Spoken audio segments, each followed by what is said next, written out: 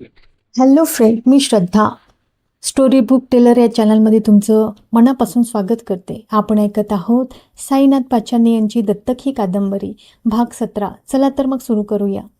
विनुताईंनी खरोखरच आपला शब्द पाळला होता. घर ताब्यात घेण्याच्या मोबदल्यात माझ्या खात्यावर 10 लाखाचा चेक जमा झाला होता. शिवाय मी कालच सिल्व्हानिया कंपनीचा चेक आमच्या कंपनीच्या खात्यावर जमा केला होता.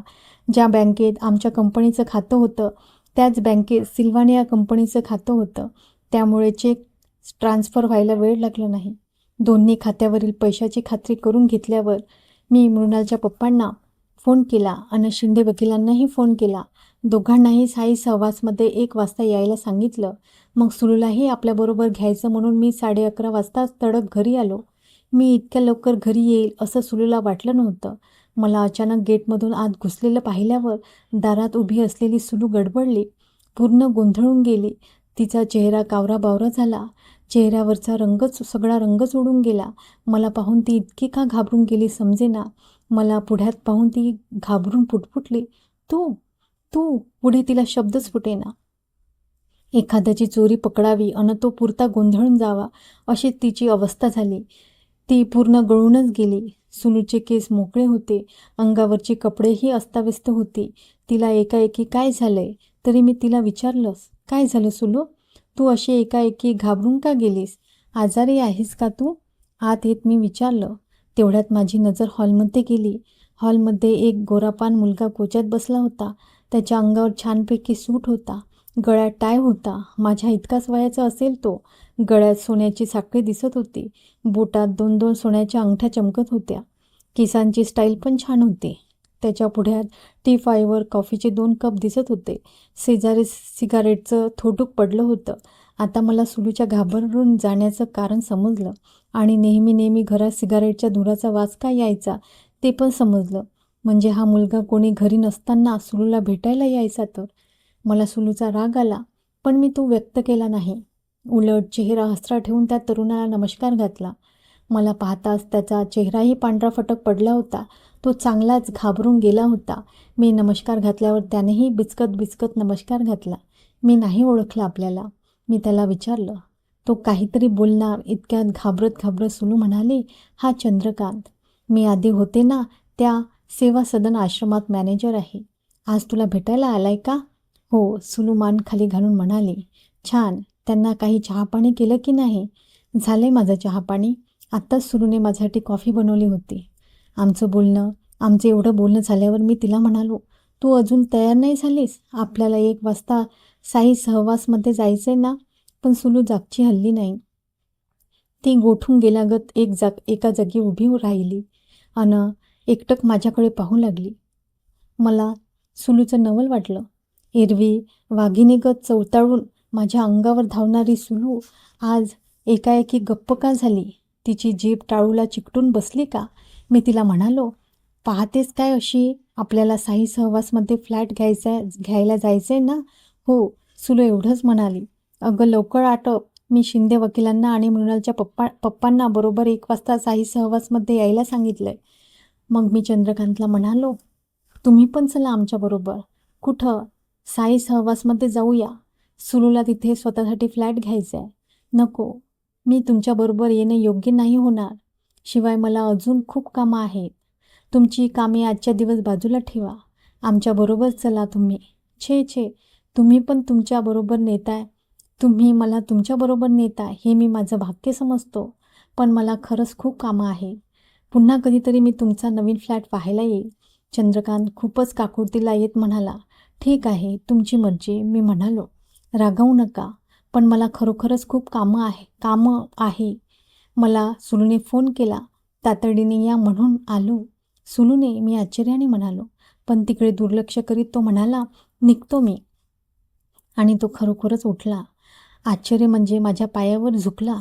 हे काय म्हणत मी पाय बाजूला केले. तरी त्याने माझ्या पायाला स्पर्श केलाच. मग उठून म्हणाला, तुम्ही खूप थोर आहात प्रल्हाद.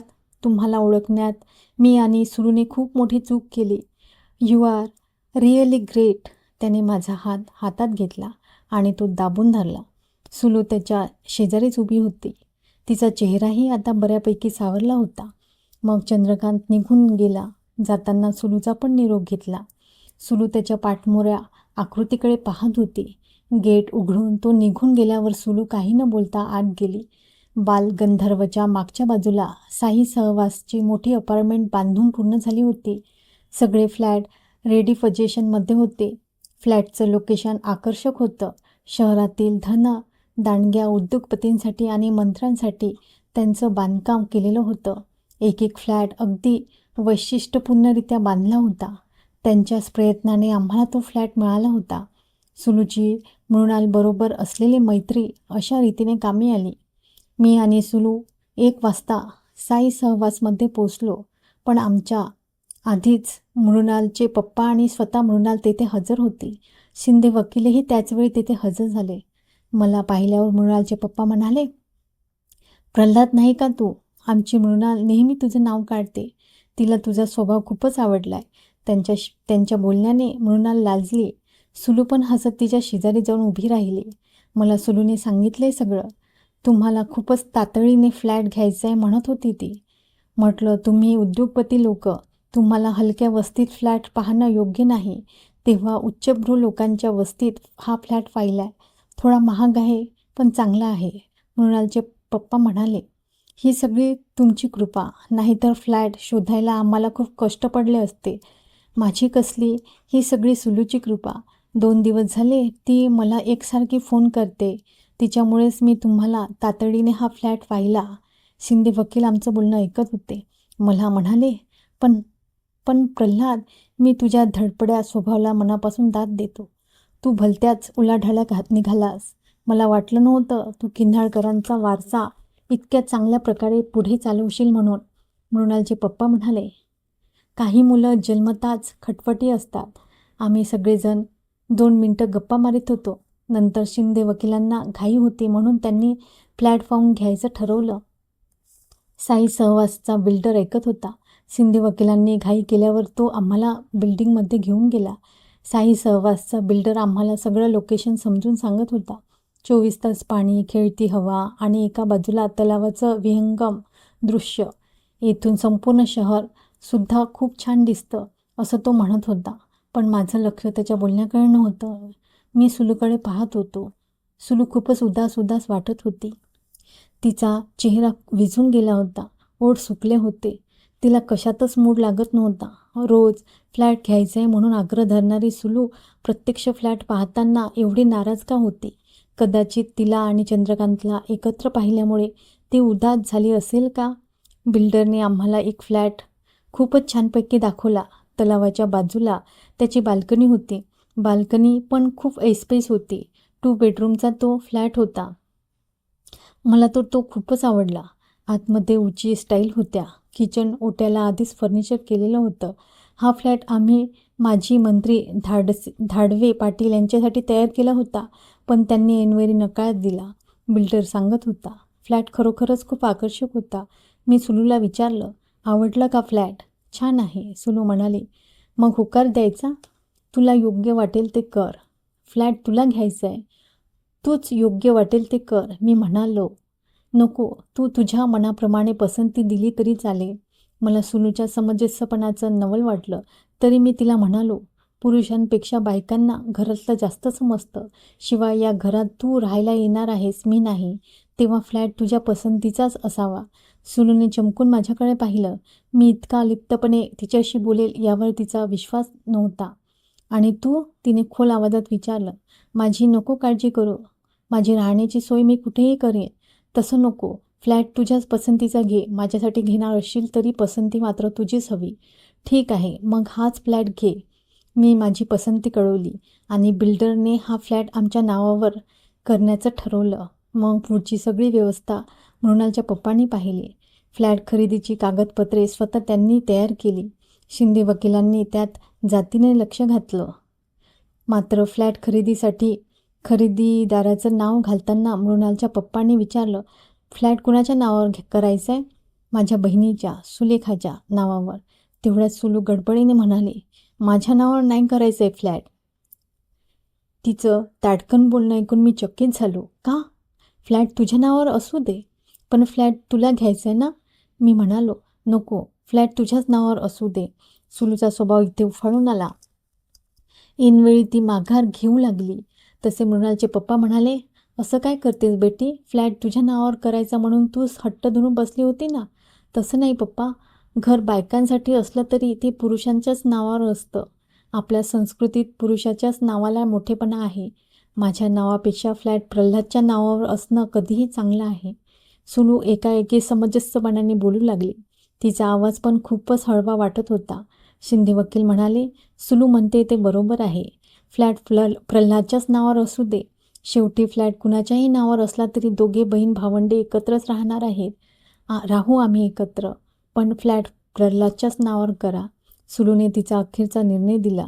आज सकाळपर्यंत फ्लॅटसाठी भांडणारी सुलू आता खूपच समंजसपणे बोलत होती.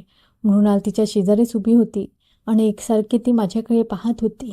मृणालच्या पप्पांनी पुन्हा एकदा विचारलं, मग खरेदी खतावर कुणाचं नाव लिहायचं? लिहा, प्रल्हाद हरिश्चंद्र किन्हाळकर. सुलू पटकन म्हणाली. माझं नाव सांगून मोकळी झाली. किती आत्मविश्वासाने सुलू बोलून मोकळी झाली होती. तिच्या आवाजातला निर्धार किती पक्का होता. सुलूने नकळत माझ्यात एक जाणीव निर्माण केली होती. मी किन्हाळकरांचा पुत्र आहे, म्हणूनच माझ्या नावापुढे तिने किन्हाळकरांचं नाव लावलं होतं. पहिल्यांदाच कोणत्या तरी कागदपत्रावर मी किन्हाळकर या नावाने बांधला जात होतो. आता येथून पुढे याच नावाने मी समाजात वावरणार होतो. ही ती जाणीव होती. मला माझं यापूर्वीचं नाव विसरून जावं लागणार होतं. खऱ्या अर्थाने माझा नव्याने जन्म झाला होता आणि मी खरोखरच किन्हाळकरांचा पुत्र असल्याचा भास होऊ लागला. माझ्यात आणि किन्हाळकरामध्ये सुलूने एक भावनिक नातं निर्माण केलं होतं. फ्लॅटची कागदपत्रे तयार झाली. नॉमिनी म्हणून सुलूचं नाव कागदपत्रावर टाकलं. मग मी बिल्डरच्या हवाली 2 चेक केले. 10 लाखाचा एक चेक आणि 8 लाखाचा एक चेक. सगळी पूर्तता व्हायला सायंकाळचे 5 वाजले. 5 वाजता आमच्या हातात फ्लॅट खरेदीचा कागद पडला. खरेदी खताचा कागद आणि फ्लॅटच्या चाव्या हातात देत मृणालचे पप्पा म्हणाले, प्रल्हाद, पेढ्याचा पुडा आणायला तू विसरलास बरं का? माझ्या खरोखरच लक्षात आलं नव्हतं. तेवढ्यात मृणाल म्हणाली, मी घेऊन येते पटकन. मृणालने शेजारच्या स्वीट होममधून पेढे आणले. सर्वांना आवडीने पेढे वाटले. मला कंपनीत जाणं भाग होतं, म्हणून मी सुलूला एकटीला किसान गल्लीत जायला सांगितलं. तर मृणालचे पप्पा म्हणाले, मी सोडतो तिला, तू जा कंपनीत. खरं म्हणजे मी आता सरळ घरी यावं अशी सुलूची इच्छा होती, पण मला काम असल्याने मी कंपनीत जायला निघालो. खरेदी खताचा कागद आणि कामगारासाठी पेढे बरोबर घेतले. शिंदे वकील पण जायला निघाले. मी त्यांच्यात गाडीत बसलो. गाडी सुरू होण्यापूर्वी सुलू म्हणाली, संध्याकाळी लवकर घरी ये. कंपनीत पोचायलाच मला 6 वाजले. आज तयार झालेले जॉब सिल्व्हानिया कंपनीत पोचायचे होते. शिवाय मला कामगारांची मीटिंग घ्यायची होती. स्टील खरेदीच्या पत्रावर सही करायची होती. खरं म्हणजे ही कामं मी आज दिवसभरात उरकायला हवी होती, पण फ्लॅट खरेदीही महत्त्वाची होती. कंपनीत आल्या आल्या सावंत रिपोर्टिंगसाठी माझ्याकडे आला. आज दिवसभरात 1012 जॉब तयार झाल्याचे त्याने सांगितले. रात्री 8 वाजता ते जॉब घेऊन डिसूजाला जाण्यास सांगितले. मी स्टील खरेदीच्या पत्रावर सही करून ते सावंतच्या हवाली केले. उद्या येथे स्टील येऊन पडलं पाहिजे म्हणालो. मग मीटिंगच्या निमित्ताने सगळे कामगार एकत्र बोलावले आणि आधी त्यांना पेढे वाटले. कसले पेढे? डिसूजाने विचारले. त्यांचं उत्तर सावंतनेच दिलं. आपल्या मालकांनी नवीन फ्लॅट खरेदी केला आहे म्हणाला. कामगारांना नवल वाटलं, कारण किन्हाळकरांना जाऊन नुकताच महिना झाला होता, तर लगेच मी एवढी मोठी खरेदी केली होती. मग डिसूजा म्हणाला, मालक, तुम्ही फ्लॅट घेतला त्याचा आम्हाला आनंद आहेच, पण कामगारांसाठी शेड पण बांधून घ्या. आता कंपनीत कामगारांची संख्या वाढली आणि आता ती शेड अपुरी पडते. काही कामगारांना तर उन्हातच काम करावं लागतंय. मलाही ती समस्या दिसून आली होती, पण पैशा अभावी मी तो विचार पुढे ढकलला होता. आता आमच्याकडे बऱ्यापैकी पैसे होते. मी डिसूजाला म्हणालो, उद्यापासून आपण कंपनीचा विस्तार करण्याच्या मागे लागू. आपल्या कंपनीच्या मागच्या बाजूला जे मैदान आहे तिथे आपण भव्य शेड उभं करू. माझी कल्पना सगळ्यांना आवडली. आमच्या कंपनीतील कामगारांची संख्याही बरीच वाढली होती. ती 50च्या पुढे गेली होती. सिल्व्हानिया कंपनीचे कॉन्ट्रॅक्ट इतके मोठे होते की आता हे कामगारसुद्धा अपुरे पडत होते. आणि चेक घ्यायला गेलो त्या दिवशी मला सिल्व्हानिया कंपनीचे मॅनेजर म्हणाले होते की हे कॉन्ट्रॅक्ट पूर्ण होताच आम्ही दुसरे कॉन्ट्रॅक्ट तुमच्याशी करणार आहोत, म्हणजे आणखी कामगार वाढवावे लागणार, आम्हाला आहे ती जागा अपुरीच पडणार. मला उद्याच किसान गल्लीतल्या घरातलं साहित्य साई सहवासमधल्या फ्लॅटमध्ये हलवायचं होतं. त्यामुळे उद्या कंपनीत येणं शक्य नव्हतं.